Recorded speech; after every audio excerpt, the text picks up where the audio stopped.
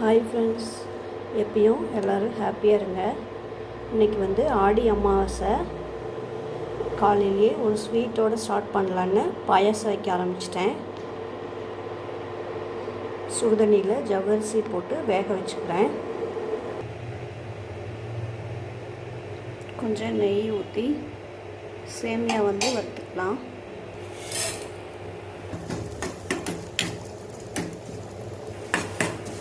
லைட்டாக வறுத்துட்டா போதும். கொஞ்சம் வாசனையாகவும் டேஸ்ட்டாகவும் இருக்கும். அது வந்து வறுத்துட்டு ஜவ்வரிசி கூட சேமியாவை சேர்த்து கொஞ்சம் நேரம் வேக வச்சிடலாம். இதில் ஏலக்காய் தூள் கொஞ்சம் சேர்த்துக்கலாம்.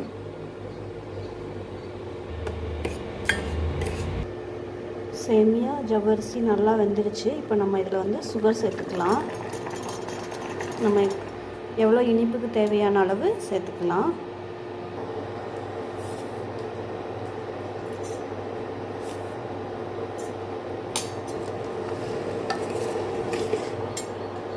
சுகர் வந்து நல்லா கரையிட்டோம். அதுக்கப்புறமா நம்ம பால் சேர்த்துக்கலாம். சேமியா வறுத்த அதே பேனில் நம்ம முந்திரி கிஸ்மிஸ் வறுத்து எடுத்துக்கலாம்.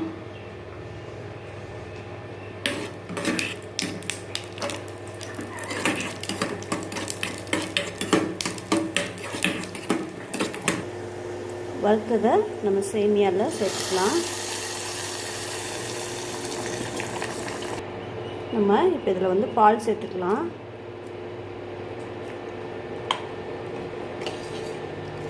கொஞ்ச நேரம் நல்லா கொதிக்கட்டும்.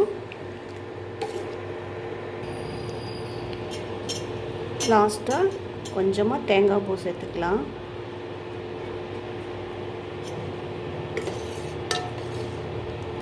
இப்போ நம்மளுடைய ஜவ்வரிசி பால் பாயாசம் வந்து சூப்பராக ரெடி ஆயிடுச்சு.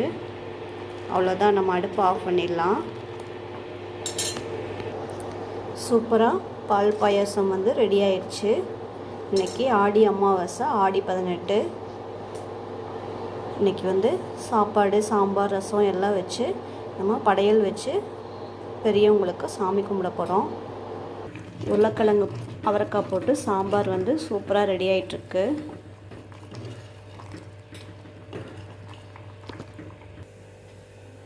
முட்டைக்கோஸ் பீன்ஸ் போட்டு பொரியல் செஞ்சாச்சு. நீ ரசமும் சாதம் அப்பளம் எல்லாம் செய்யணும். ரசத்துக்கு ஒரு மிக்ஸி ஜாரில் மிளகு, மல்லி, ஜீரகம், கருவேப்பிலை கொஞ்சம் எல்லாம் சேர்த்து அரைச்சிக்கலாம். இதோட நம்ம காரத்துக்கு தகுந்த மாதிரி வரமிளகா சேர்த்துக்கலாம். நான் 1 மட்டும் சேர்க்குறேன். மிக்சியில் வந்து நம்ம இதை 1-2 அரைச்சிக்கலாம். இந்த அளவுக்கு அரைச்சி எடுத்தால் போதும். ஒரு 4-5 பூண்டு வந்து நம்ம இடித்து எடுத்துக்கலாம் ரசத்துக்கு. இந்த அளவுக்கு 1-2 இடித்தா போதும். ரசம் வைக்கிறதுக்கு ஒரு தக்காளி, கொஞ்சம் புளி வந்து நல்லா கரைச்சி எடுத்து வச்சுக்கிறேன். ரசம் வந்து தாளிச்சிடலாம். ஒரு வடைச்சட்டியில் எண்ணெய், கடுகு சேர்த்துக்கலாம். கருவேப்பிலை, ஒரு வரமிளகா சேர்த்துக்கலாம். நம்ம இடித்த வெள்ளைப்பூடை சேர்த்துக்கலாம். மிக்சியில் அரைச்சி வச்சுருக்கிற விழுதையும் சேர்த்துக்கலாம். நம்ம புளி, தக்காளி கரைச்சி வச்சுருக்கிறத சேர்த்துக்கலாம். ரசத்துக்கு தேவையான மஞ்சள்தூள் நம்ம சேர்த்துக்கலாம். கொஞ்சம் கொத்தமல்லி தழை சேர்த்துக்கலாம். ரசம் வந்து நுரைச்சோன்னே ஆஃப் பண்ணிக்கலாம். நம்ம வந்து கொதிக்க விடக்கூடாது. கொஞ்ச நேரம் நுரைக்கிட்டோம்.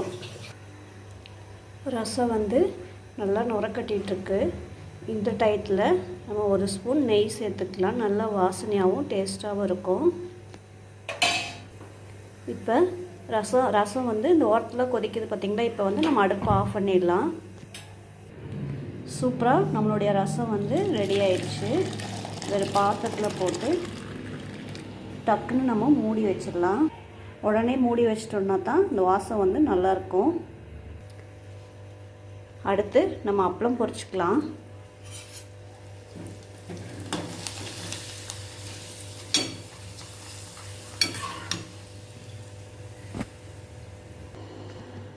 அப்பளம்லாம் போட்டு எடுத்தாச்சு. இப்போ எல்லாமே ரெடி ஆயிடுச்சு. நம்ம இனி படையல் போட்டு காக்காய் கொண்டு போய் சாதம் வச்சிடலாம். ஒரு வாழை இலை எடுத்துக்கலாம். உப்பு, ஸ்வீட்டு, அப்பளம்,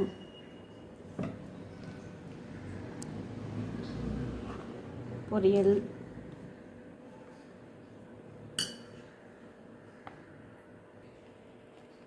சாதம்,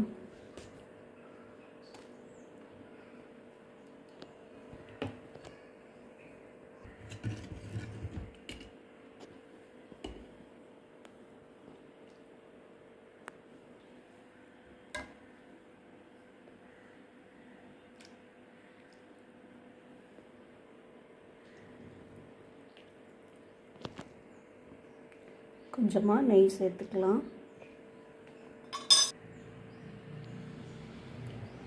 நம்ம வச்ச பாயாசம் ஓரமாக வச்சுக்கலாம். தயிர் கொஞ்சம் வச்சுக்கலாம். எல்லாத்தையும் படைச்சு சாமி கும்பிட்டு நம்ம அப்படியே கொண்டு போய் காகத்துக்கு வச்சிடலாம். சாமி கும்பிட்டு திருநீர் போட்டுடலாம். தண்ணி நல்லா தொளிச்சிட்டு அதுக்கப்புறமா நம்ம சாப்பாடை வந்து வச்சிடலாம். எல்லா பெரியவங்களும் சாப்பிடணும்னு சாமி கும்பிட்டுக்கலாம். எல்லோரும் நம்மளை நல்லபடியாக வச்சுக்கணும்னு நினச்சி நம்ம சாமி கும்பிட்டுக்கலாம்.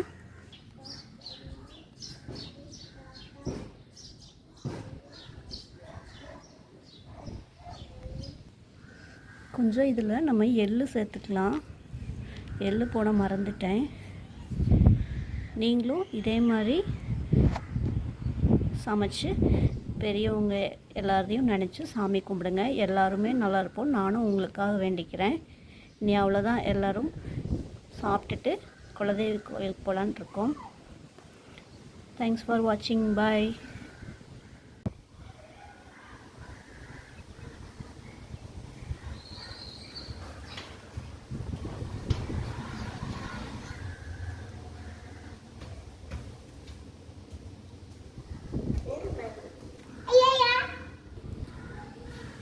நாங்கள் காக்கா வந்து சாப்பிட்றாங்களான்னு போய் பார்க்கலான்னு போனால் காக்கா பிளேட்லேருந்து இலையை இழுத்து வச்சு சாப்பிட்ருக்காங்க. இன்னும் அவங்க சொந்த பந்தங்கள் எல்லாத்தையும் கூப்பிட்றாங்க.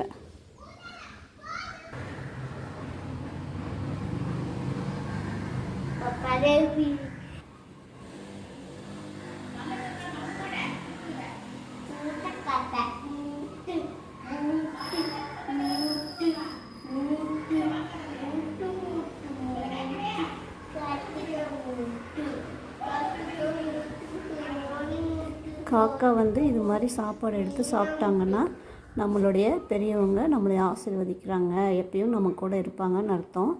நீங்களும் இதே மாதிரி செய்யுங்க ஃப்ரெண்ட்ஸ்.